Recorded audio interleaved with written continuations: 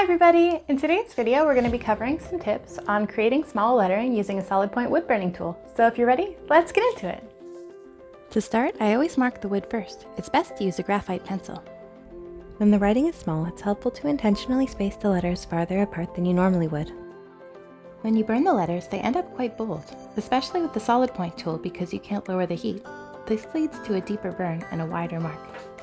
It's a good idea to make sure that the nib is secure before you begin. Repeated heating and cooling can cause the metal to expand and contract and can loosen it over time.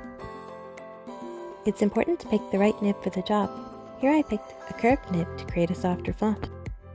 When you start your burn, use a feather touch to avoid applying too much pressure.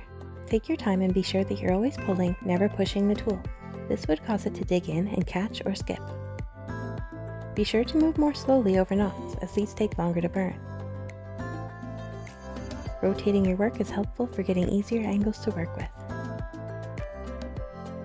If you find that your wood burning tool is getting too hot, feel free to take a little break and come back to it once your work has cooled down. The Solid Point tool doesn't have an adjustable temperature, and it's harder to do detail work if it gets too hot. It'll start sinking in too quickly and burn too wide and deep. Picking the right wood makes a huge difference. In this case I'm using birch, but maple or bass would both be excellent choices. I would definitely avoid sappy or grainy wood, as sap causes it to burn inconsistently, and a rough grain causes the tool to dig in and skip while you're trying to work. I would recommend avoiding pine, particularly for detailed work, although I definitely still use it sometimes. As you can see, I misjudged the spacing on chamomile. It ended up uneven. Mistakes happen, so I often make extras when I'm working on a project. I definitely did in this case, and I'm glad I did. The best tip I can give you is just to start.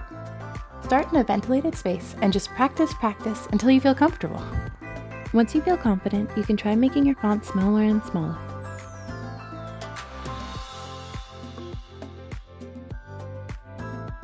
See how much better my chamomile label goes the second time? My last tip is just to have fun. Enjoy the process, and by default, you'll become more mindful and present.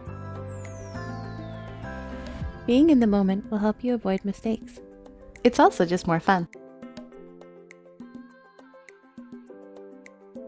Now that all the burning's finished, maybe I'll clean them up on the table sander.